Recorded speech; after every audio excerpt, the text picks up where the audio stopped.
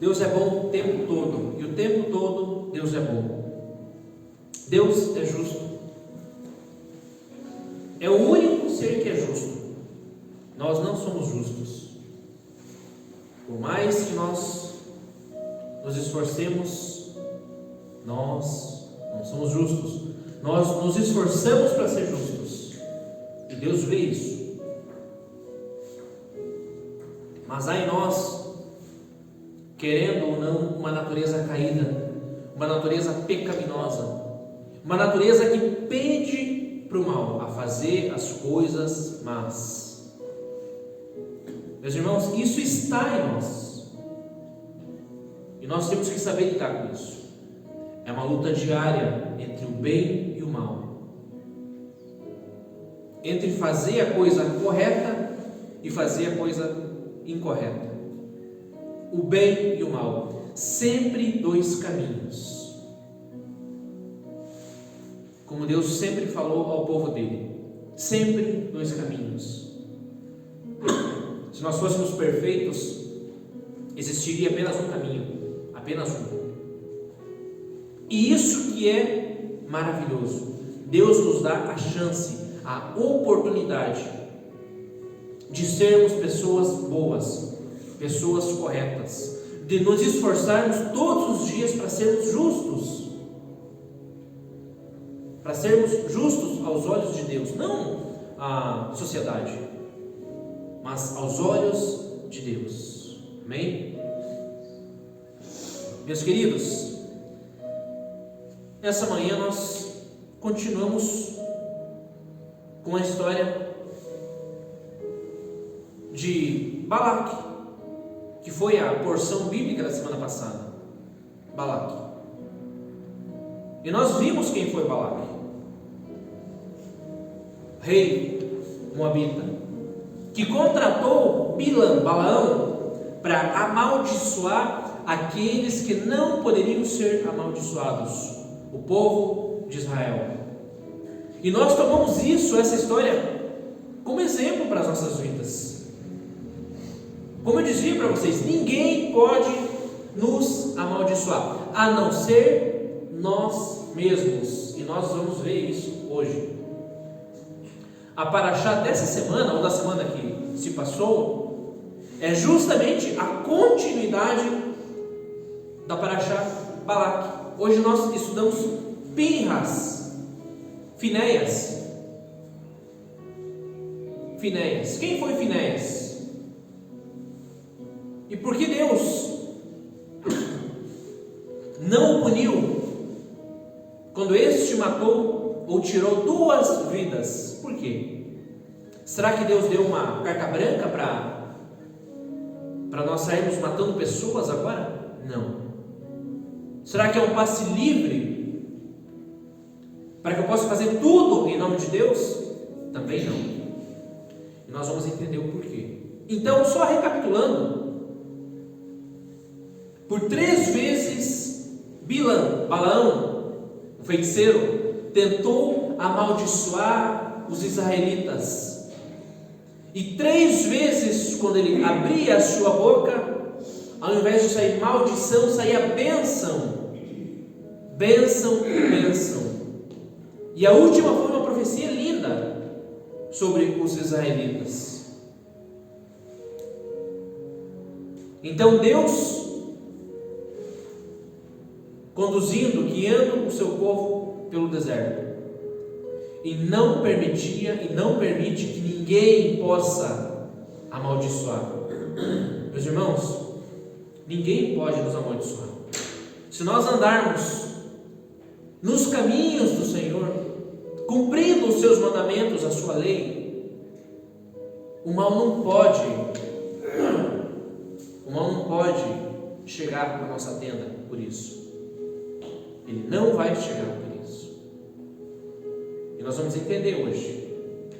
Deus disse, Balaão disse, eu não consigo amaldiçoar eles, porque nada que está fora pode entrar sem que Deus não permita. E se nós andamos nos caminhos de Deus, é quase impossível que isso aconteça. É quase impossível que isso aconteça.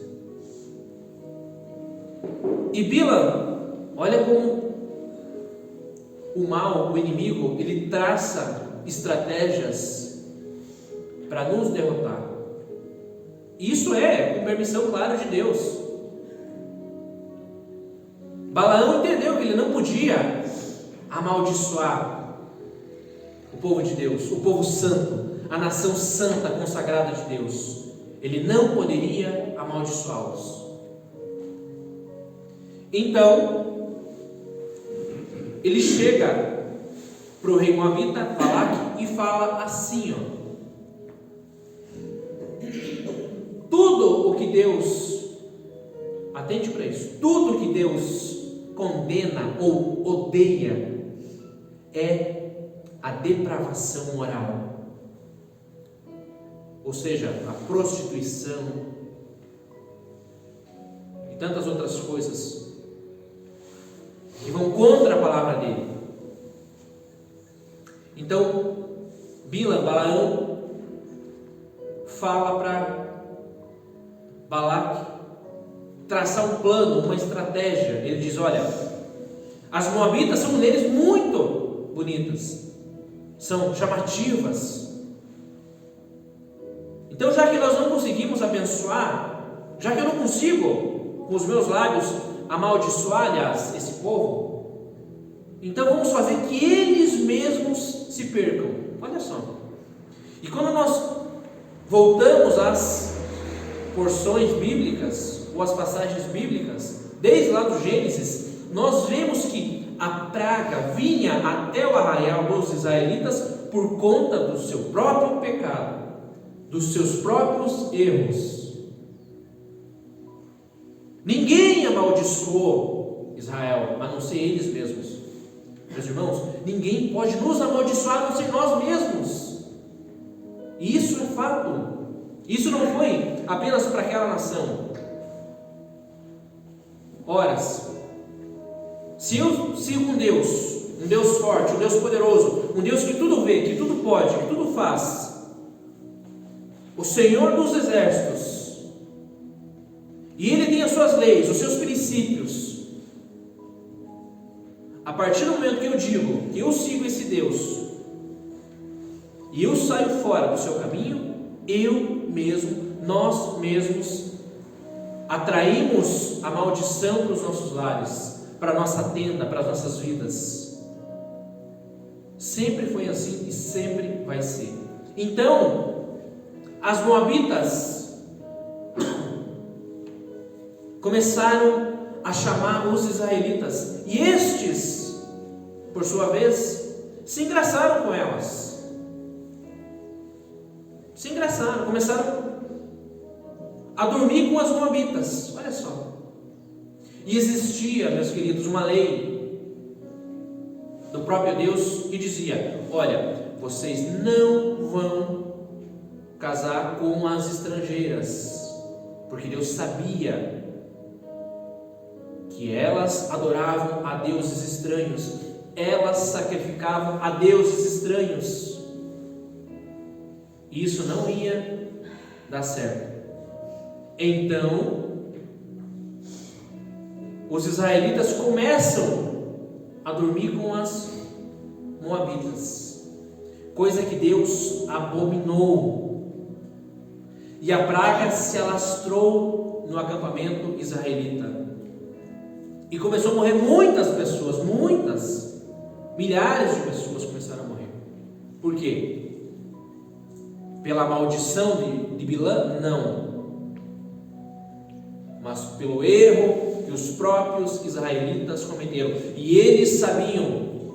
Meus irmãos, não há desculpa para nós. Não há desculpa. Nós entendemos, nós conhecemos, nós sabemos aquilo que é certo, aquilo que é errado. Nós sabemos. E se mesmo assim, mesmo sabendo que aquilo é errado e nós infringimos, a maldição virá sobre os nossos lares. E como fugir da maldição? Como nos blindar? Como blindar nossa família, a nossa casa? nos esforçando para guardar os seus mandamentos. Lá em Romanos capítulo 2 diz: aqueles que pecaram sem lei, os gentios, sem lei vão ser julgados. Aqueles que pecaram com lei serão julgados. Então não há desculpa. Todos serão julgados pelas leis de Deus. Amém? E para nós entrarmos na nossa leitura, abra a Bíblia comigo lá em Números capítulo 25. Números capítulo 25.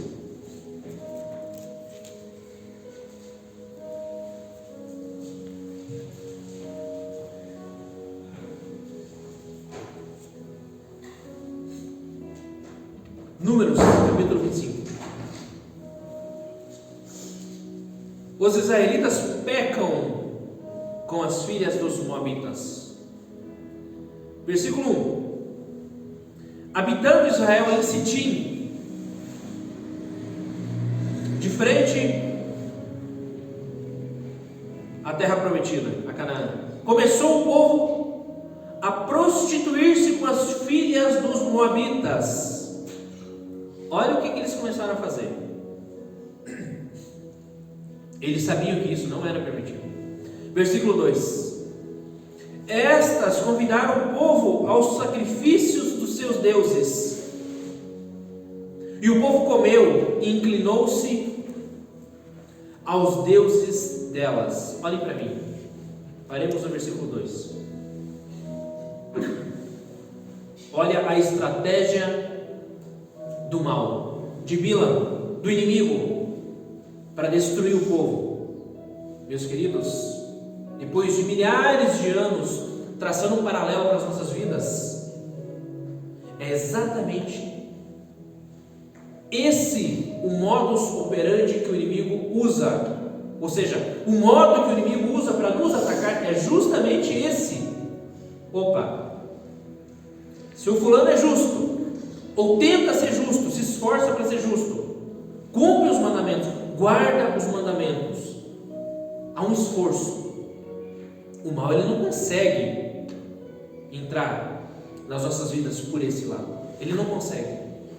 O que o inimigo vai fazer? Vai traçar um plano para que nós possamos sair desse caminho, dessa guarda que está sobre nós, da mão poderosa de Deus agindo sobre as nossas vidas. O mal vai traçar um plano. Ele quer que nós venhamos a pecar. Quando eu peco, quando eu erro, eu dou autoridade para o mal agir nas nossas vidas, na minha vida. Quando eu peco, quando eu saio dos caminhos, dos princípios de Deus, da sua Torá, da sua lei, da instrução que aponta e nos guia e nos leva para a salvação, Yeshua, Jesus Cristo, amém? Quando eu peco, eu abro brechas para o inimigo entrar, e o inimigo é astuto, é muito astuto. Vocês acham que esses israelitas não conheciam a palavra de Deus? Não conheciam a lei? Não conheciam os mandamentos, os estatutos, os juízos? É claro que conheciam, meus irmãos. Esses aqui que estão prestes a entrar à terra prometida, a Canaã, eles estão do lado de cá do Rio Jordão. Eles conseguem vislumbrar, eles avistam Canaã. É só eles passar o Rio Jordão, que eles estão na terra prometida, meus irmãos. Esses aqui, esses milhares, são os filhos daqueles que morreram seco no deserto. Por quê? Por que eles morreram? Porque Deus fez eles dar meia volta e não entrar na terra prometida. 40 anos vagando, guiando, andando no deserto. 40 anos, até o último homem morrer. Se nós voltarmos um pouquinho ali, vai falar justamente isso. E Deus esperou a última alma viva morrer. E Deus esperou a última alma morrer, para esses filhos entrarem na terra prometida. Os filhos viram, presenciaram, viram o pecado dos pais, viram o erro dos pais, e eles não aprenderam. Em Deuteronômio e outras passagens, nós vamos entender, Deus vai falar, eles conseguiram, esses aqui, os filhos, eles conseguiram uma proeza, ser mais pecadores do que os seus pais. Vejam só, o que era para ser abençoado, o que era para ter aprendido com os erros dos pais, não aprenderam. O mal entrou nos seus pensamentos, nos seus corações. E eu não estou aqui julgando eles, mas eles conheciam os mandamentos. Eles ouviram a voz de Deus, viram o braço poderoso de Deus. E mesmo assim, eles erraram o alvo, deram brechas, abriram brechas para o mal entrar no acampamento deles. E quem manda o mal? Quem? O próprio Deus. O próprio Deus permite que o mal entre nas nossas vidas. Sempre foi assim e sempre vai ser. O mal traça planos, estratégias. Eu não consegui dessa forma, então eu vou conseguir da outra forma. E assim vai indo, e vai indo. Meus queridos, é uma luta constante, diária, para fazer aquilo que é certo. A nossa carne quer fazer aquilo que é errado, aquilo que vai contra os princípios de Deus. É a intenção de fazer o mal grudado na nossa carne, nas nossas vidas, até o fim. É o bem, a intenção de fazer o bem e a intenção de fazer o mal, sempre atrelada na nossa vida, nas nossas vidas. E é uma guerra constante, constante. E as Moabitas dormiram com os israelitas. E não apenas isso.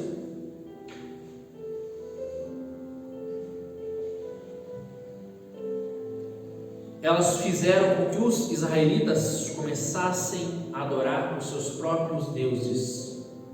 Como assim? Olha que plano, olha que estratégia do mal. Eles foram contra os mandamentos de Deus. E Deus vai puni-los. Continuemos. Versículo 3.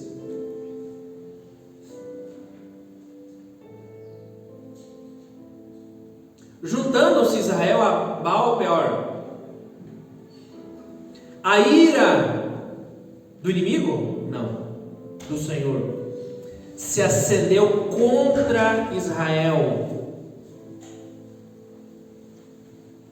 Disse o Senhor a Moisés: toma todos os cabeças do povo e enforca-os.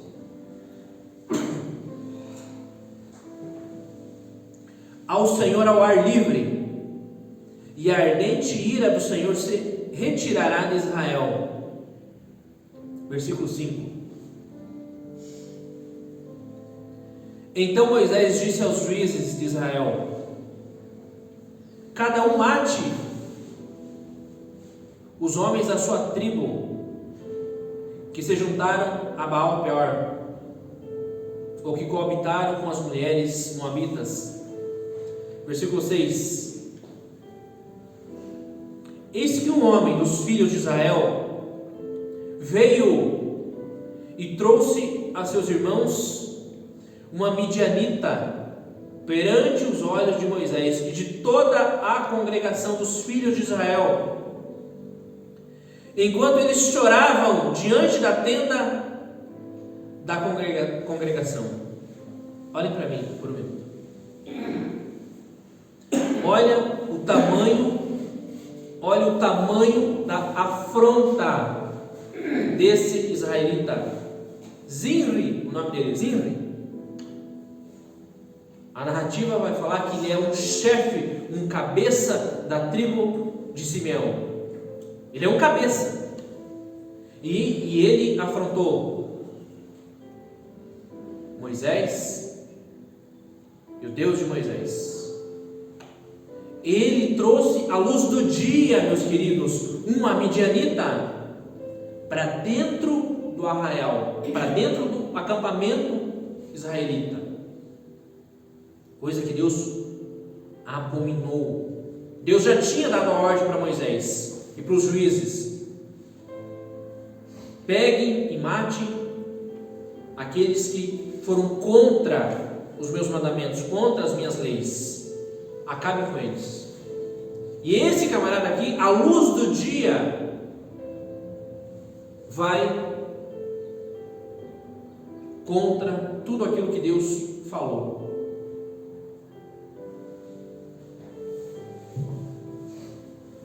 E o povo ficou sem saber o que fazer. O que eles vão fazer agora? E aí? O que a lei diz? O que Moisés vai fazer? O que ele vai fazer? O povo ficou estarrecido, sem saber o que fazer. E a praga devastando o acampamento dos israelitas, matando as pessoas, porque eles, os israelitas, trouxeram a maldição para dentro do próprio acampamento, para dentro das suas casas, das suas tendas. Eles, não foi o mal que conseguiu por suas forças próprias, não, mas eles foram ludibriados, enganados, ou se deixaram enganar pelo mal. Eles sabiam, eles conheciam, eles sabiam que Deus ia puni-los. Sempre foi assim.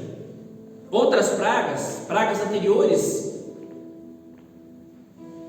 foi por conta do pecado deles, do erro deles. E o povo começou a morrer. Se não passasse isso, esse camarada traz uma midianita para dormir com ela, na frente de todos. Olha que afronta ao Deus vivo de Israel, aos seus mandamentos, às suas leis. Olha que afronta, meus queridos. Quando eu sei, quando está escrito, faça isso e não faça aquilo outro, e eu vou contra essa ordenança, esse mandamento, eu afronto o Deus vivo de Israel. Eu trago a maldição que está lá fora da tenda. A maldição, percebam, vejam, estava fora do arraial. A maldição não conseguia entrar. Ainda que Bilam se esforçasse, ainda que todo feiticeiro se esforce, ele não consegue. Há uma proteção sobre a nossa tenda, sobre o arraial dos israelitas. Tanto é que o próprio Bilam vai falar isso: quão boas são as tuas tendas, ó Jacó, quão maravilhosas são as tuas casas, ó Israel. O próprio Bilam profetiza isso, porque o mal estava fora do acampamento, e eles, num ato pecaminoso, trazem o mal para dentro do acampamento israelita. E esse camarada vai afrontar todos. Continuemos. Versículo 7. Vendo isso, Pinhas, Finéias, quem era Finéias? Filho de Eleazar, o sacerdote, o filho de Arão,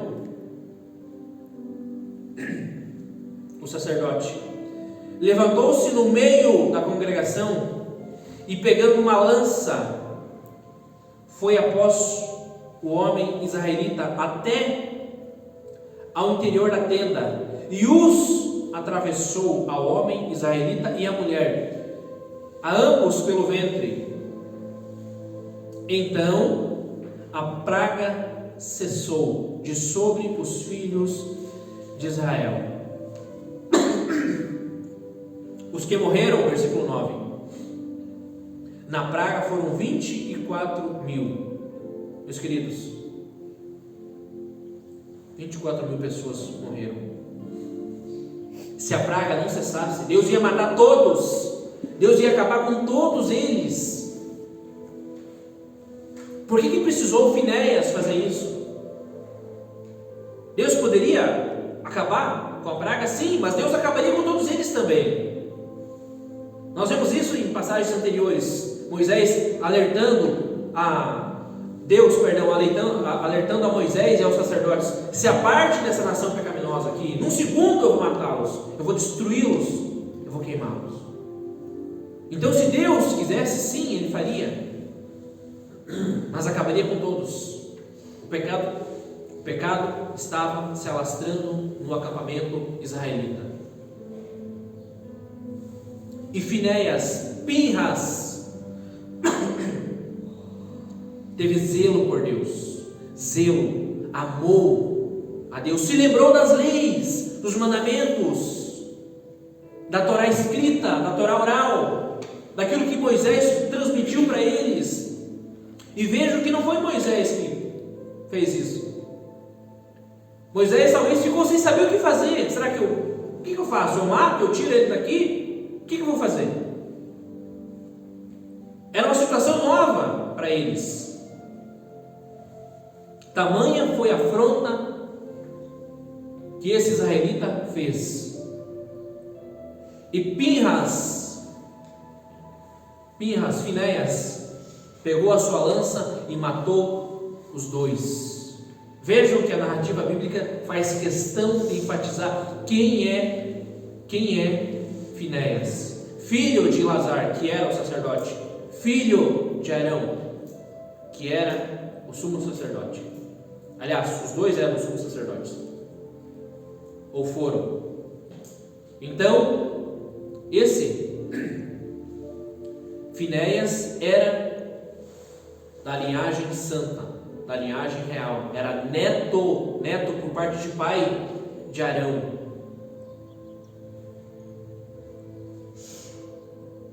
Mas a mãe dele era uma midianita também. Os sábios dizem que as outras tribos, ao verem isso, não ficaram felizes, não ficaram alegres, não ficaram contentes. Por quê? Porque eles tiveram inveja.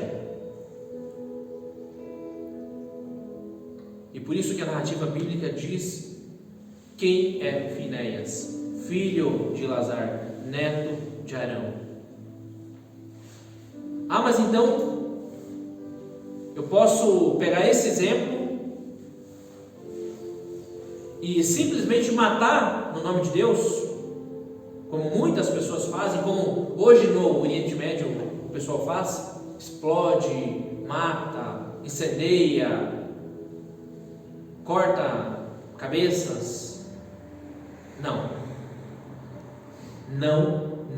e não. Deus se alegrou do que Finéias fez, do zelo que ele teve por Deus, para que a praga cessasse.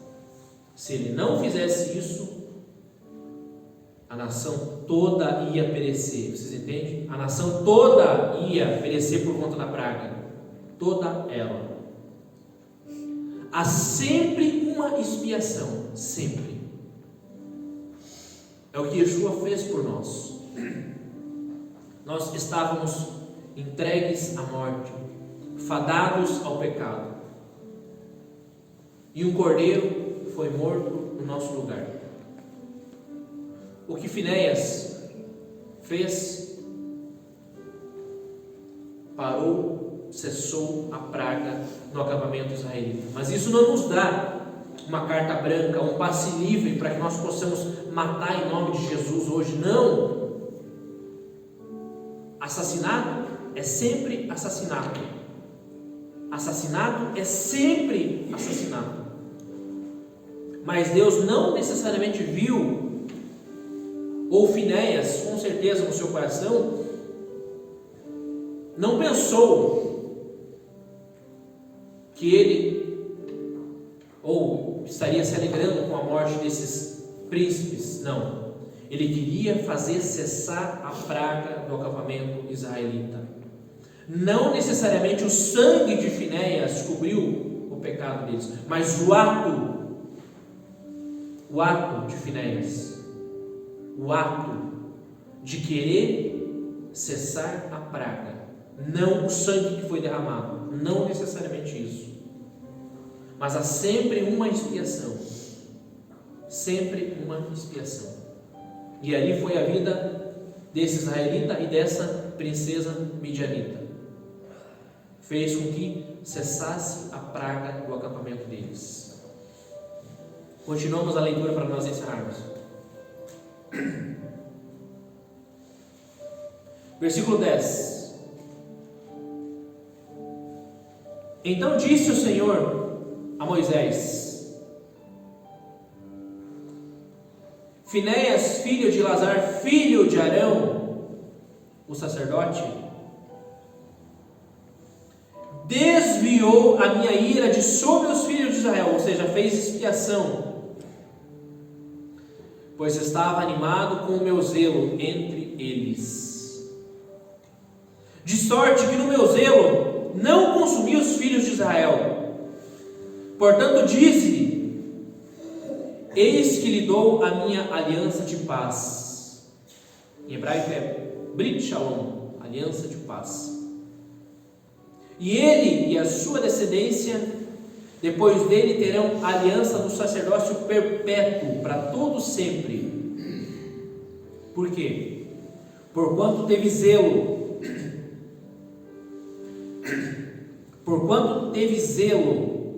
pelo seu Deus e fez expiação pelos filhos de Israel. Versículo 14. O nome do israelita que foi morto com a midianita era Zir, filho de Saulo, príncipe da casa paterna dos simeonitas, da tribo de Simeão. O nome da mulher midianita que foi morta era Cosbi, filha de Zur, cabeça ou príncipe ou princesa do povo da casa paterna entre os midianitas. Versículo 16. Disse mais o Senhor a Moisés: afligireis os midianitas e os ferireis, porque eles vos afligiram a vós outros quando vos enganaram no caso de Peor e no caso de Cosmi, da midianita, filha do príncipe dos midianitas, irmã deles, que foi morta no dia da praga do caso de Peor. Olhe para mim.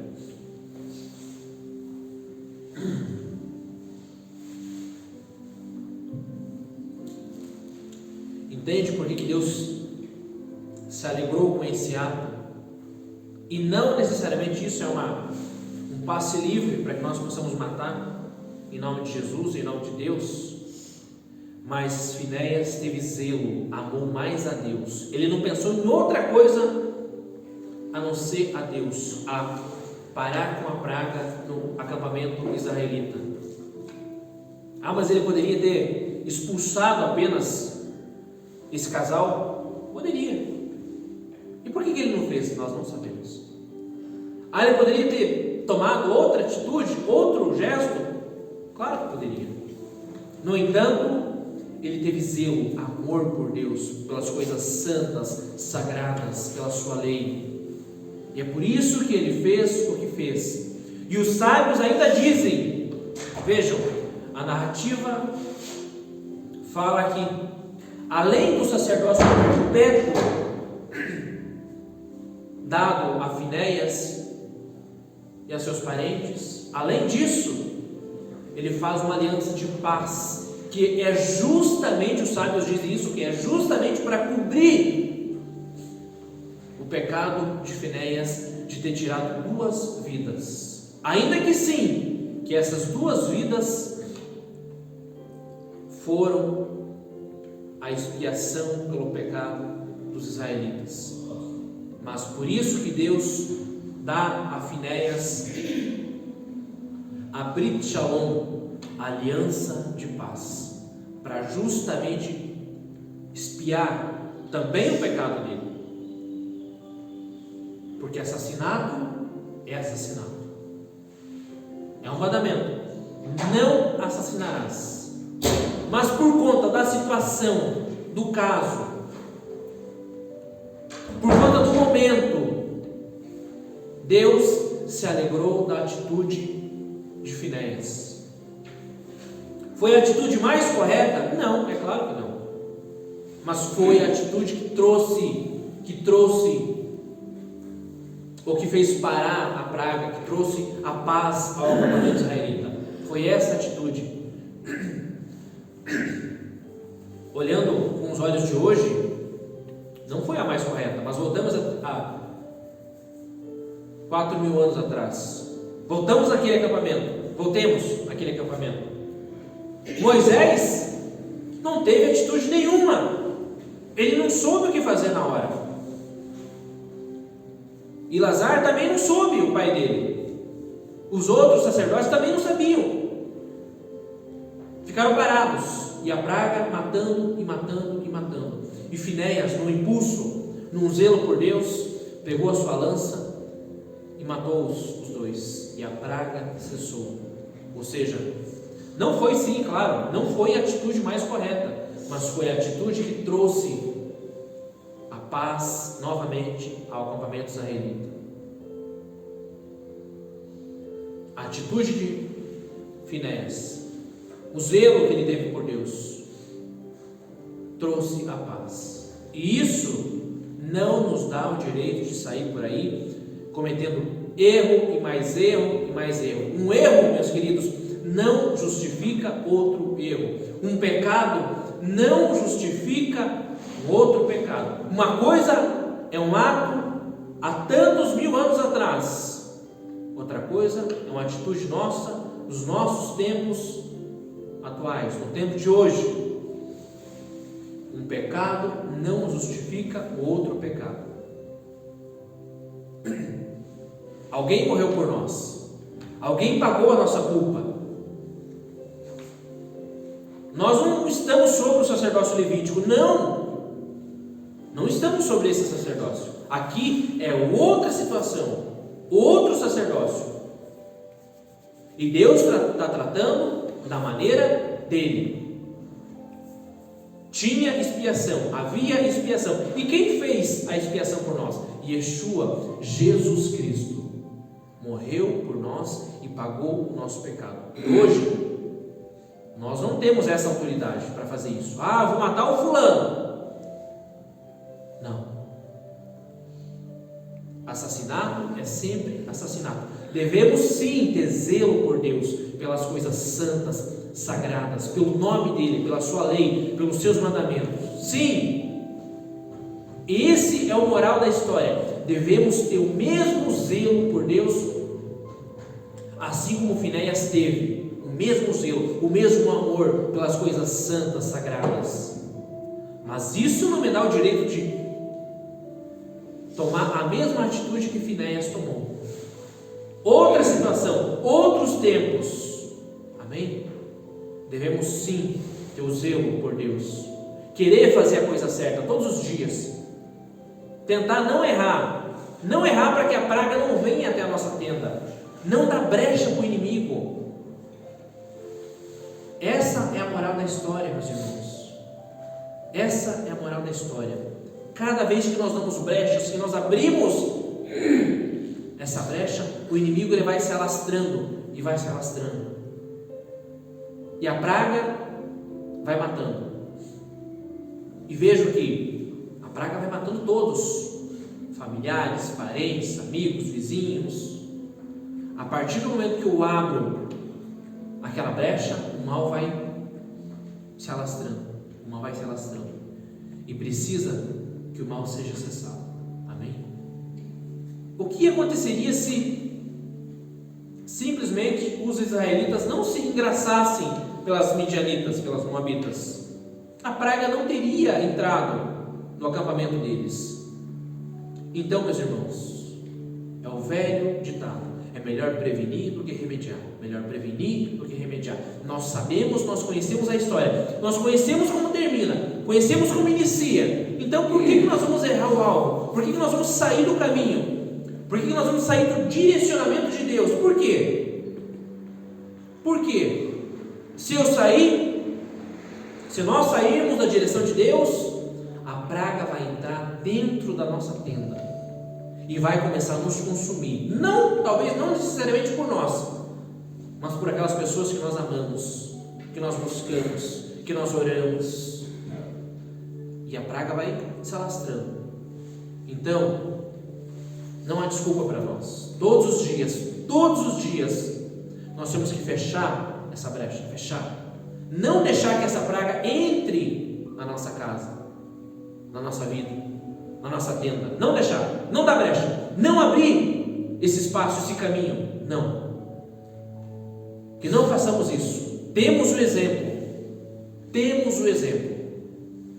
Que nós possamos todos os dias orar, buscar e lutar para que Deus, com a sua poderosa mão, possa nos abençoar.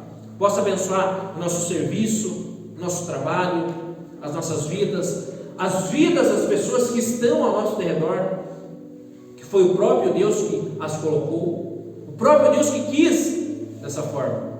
Nada acontece por acaso, nada. E o nosso dever é reparar essas brechas, deixar a praga fora do nosso acampamento, fora da nossa casa, andar nos seus caminhos, nos seus moldes, nos seus preceitos, andar. E quais são eles? Nós conhecemos, nós sabemos. Amém? Em nome de Jesus. Fiquem de pé, meus queridos.